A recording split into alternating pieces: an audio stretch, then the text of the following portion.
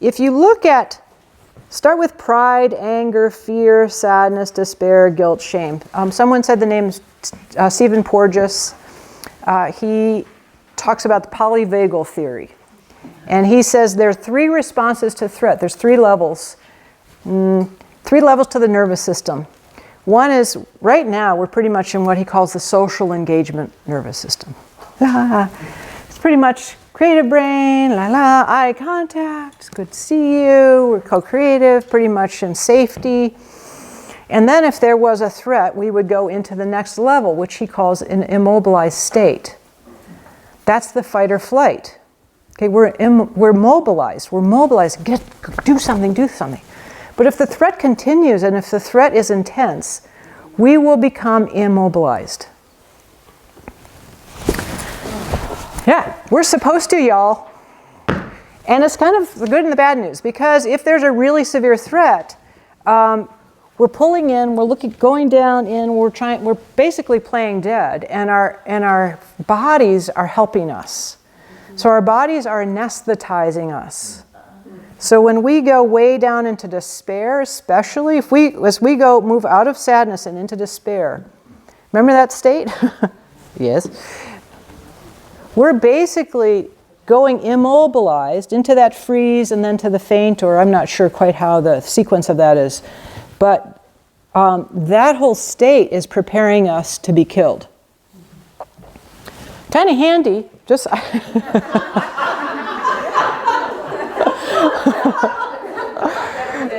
You know?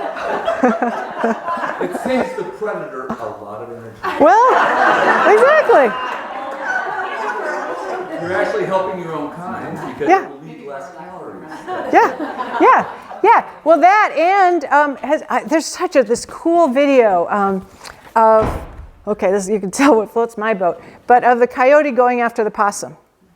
And the coyote jumps on the possum and grabs it by the throat, shakes it, and what do possum do? They play dead, right? So the possum looks dead, plays dead, is totally immobilized, so this has completely immobilized itself. Well, for whatever reason, coyotes don't want to eat dead possums, they want to eat live possums. Right. Yeah. Right. Every possum do that? Yes. Every possum does that? Well, it has the ability to. I don't know if they all do. I haven't talked to them, but... Okay.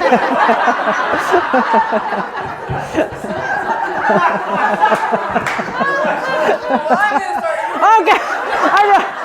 Clearly some field research must be done on this.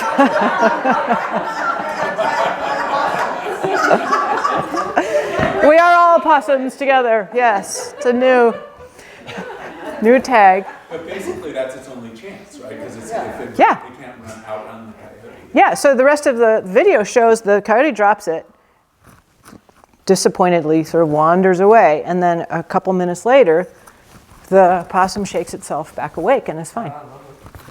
Yeah, so this sort of thing actually helps me in that, well, I did have a bike accident a while back, and it was pretty bad, and I frankly didn't feel any pain. I mean, eventually I did, but that anesthesia response, like I'm less scared about, that horrible death, right?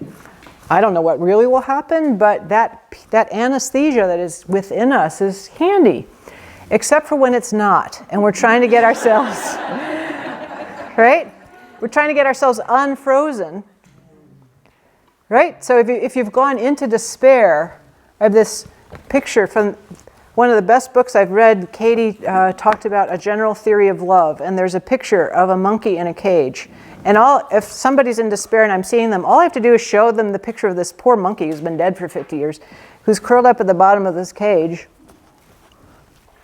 And they're like, "Don't show me that picture." Like, well, that's you right now.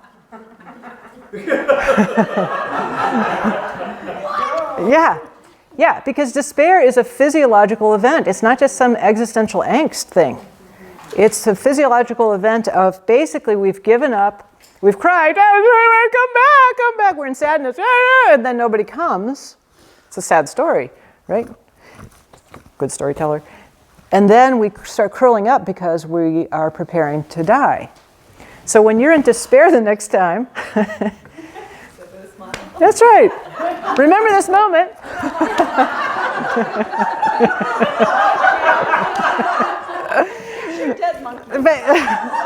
Exactly, that will help.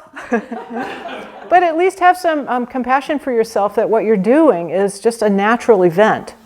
The problem for humans is we are threatened animals who can speak.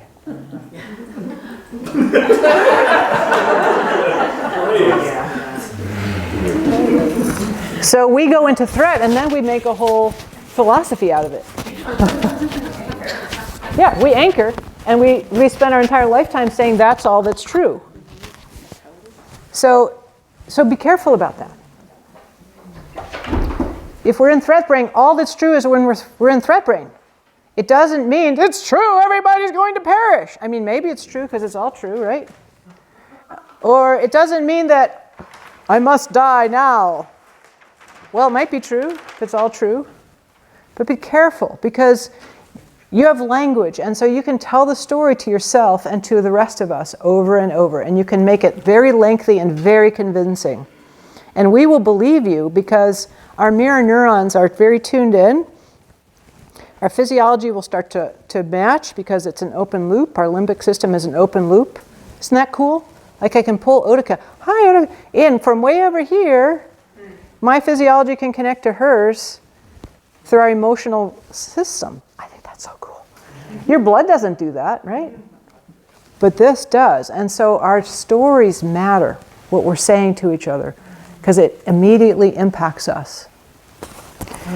I'm really appreciating how in this group and how Katie stops the story early on.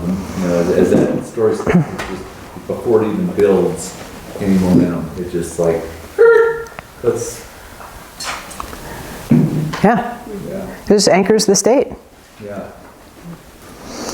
So a little bit about creative brain. We'll take a break and then we'll play. But no playing yet? But you can't play right now. Stop playing. Katie. She's immobilized.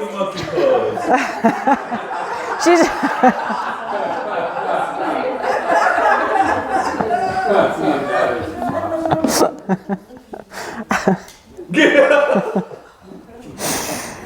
I made a typo.